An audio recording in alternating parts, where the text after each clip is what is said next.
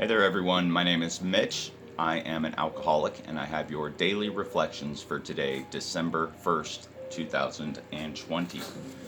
This one is titled Suggested Steps. Our 12th step also says that as a result of practicing all the steps, we have each found something called a spiritual awakening. AA's manner of making ready to receive this gift lies in the practice of the 12 steps in our program. That comes from the 12 Steps and 12 Traditions, page 106 and 107. And it continues. I remember my sponsor's answer when I told him that the steps were suggested. He replied that they are suggested in the same way that if you were to jump out of an airplane with a parachute, it is suggested that you pull the ripcord to save your life. He pointed out that it was suggested I practice the 12 steps and if I wanted to save my life.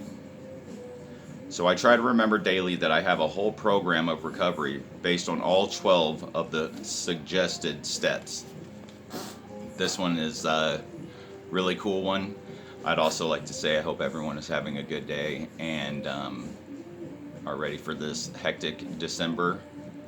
It's going to be a good month. Alrighty, so let me get into my interpretation of this one. First, I think they're suggested steps because it has been proven to work. Lots of people, if they follow the steps correctly, have maintained long-term sobriety. And it's not for everyone, but they're suggestions because, a lot of us have ran out of ideas and our options are AA or other outlets of recovery. But they're suggested because no one is your boss in AA. We don't have anyone making us do anything. That's the whole freedom of AA as well.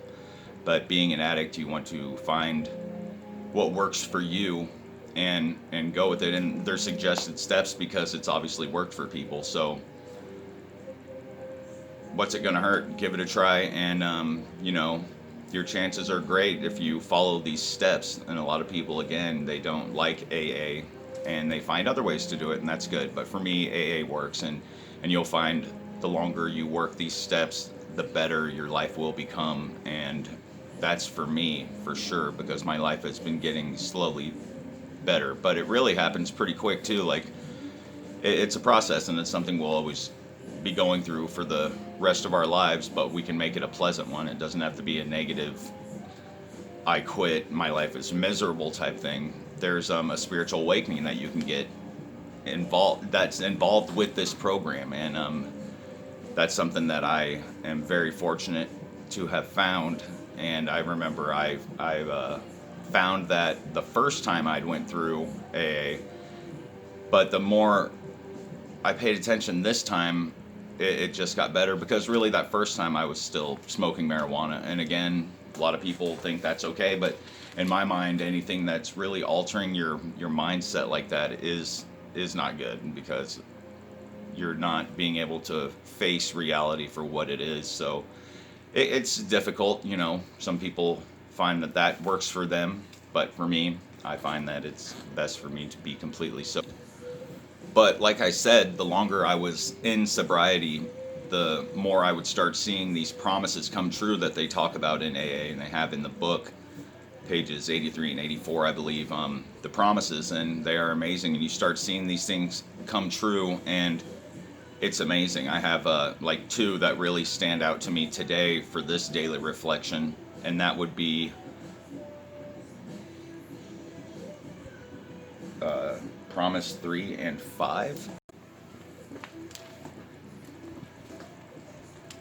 Those promises that stand out to me are Promise 3 and Promise number 5. Promise 3 is, we will not regret the past nor wish to shut the door on it, which is awesome for me because I have to remember all these things, these dark times, and what got me here in the first place. And it's important for all of us to not try to block out what had happened, because those are the keys that got us there in the first place. And we don't want to forget what got us to walk through those doors of the hall that first time.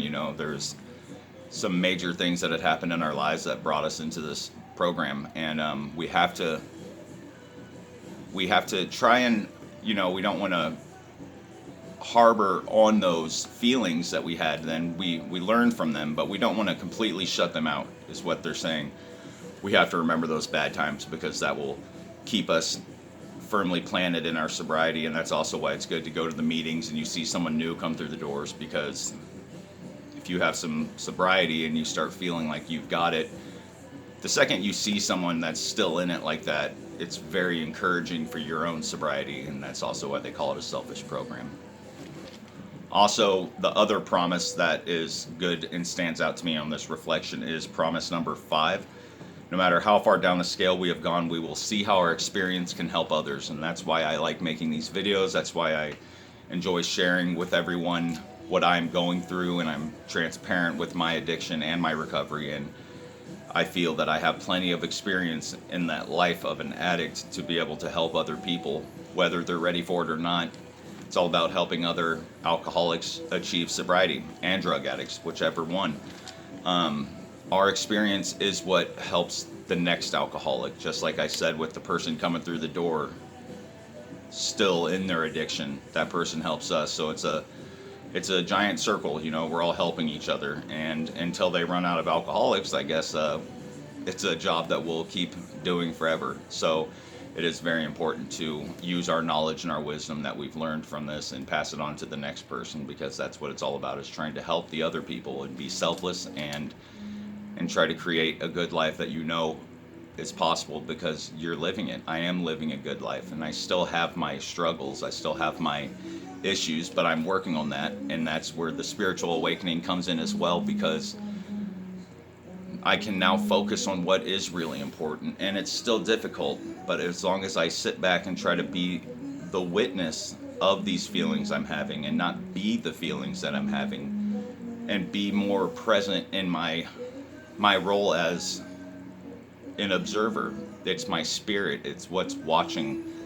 If I can back up behind the feelings that I'm feeling, like anxiety and depression and having to do this and do that, then I can really focus on why am I thinking these things? Because it's not my genuine self thinking these, it's my mind doing this. And my mind is a computer, and it's been programmed to think these certain thoughts and react to certain situations my whole life. So it's a reprogramming, not in a brainwashing way, in a good way. And we're more than what we think we are. Our lives are short, and we need to pay more attention to these kind of things. Our spirit is real.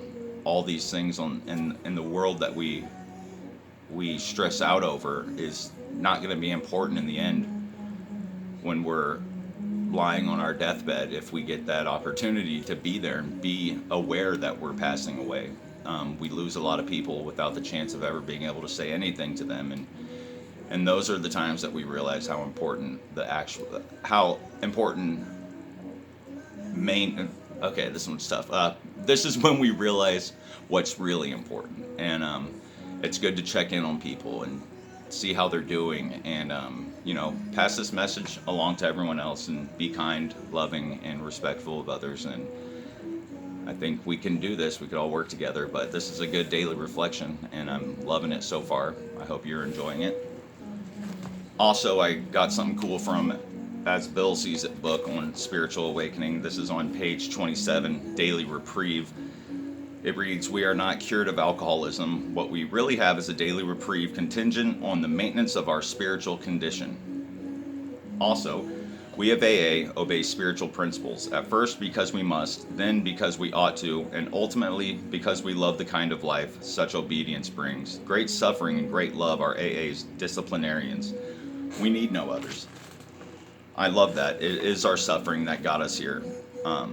I believe it was Buddha that said it, all life is suffering, and it's true, but if we didn't know suffering, we wouldn't know good, and that's just part of life. And I'm loving life right now, and you can too.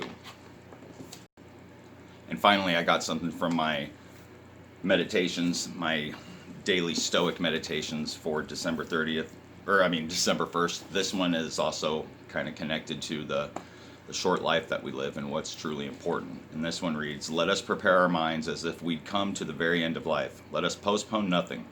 Let us balance life's books each day. The one who puts the finishing touches on their life each day is never short of time." That is by Seneca in the Moral Letters. "Live each day as if it were your last" is a cliche. Plenty say it, few actually do it. How reasonable would that be anyway? Surely Seneca isn't saying to forsake laws and considerations, to find some orgy to join because the world is ending. A better analogy would be a soldier about to leave on deployment, not knowing whether they'll return or not. What do? They get their affairs in order. They handle their business. They tell their children or their family that they love them. They don't have time for quarreling or petty matters. And then in the morning they are ready to go, hoping to come back in one piece but prepared for the possibility that they might not. Let us live today that same way.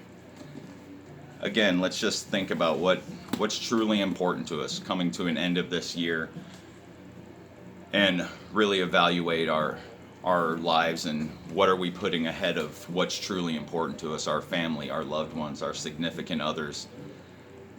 And let's just love everyone, let's try and get along and be more connected, and say those things that you're afraid to say to people because you feel, well, I could do it another time, or do those things that you want to do instead of putting it off like a lot of us do. A lot of things I would put off because in my drinking days I had all sorts of ideas and plans, and I still do now, but I don't understand how I thought I would get any of them done when I was drinking all the time. So let's just not drink if you're having the issues. Let's just do it one day at a time. Don't drink for today, and do the things that you know are important to you, because we're not promised tomorrow. And I wish you all the best and look forward to another sober day. Take care, guys. I'll pass on that. Leave comments below. Give my video a like, please, and share it with anyone that you think it might help. Wish nothing but the best for everyone, and take care. I'll pass. Love ya.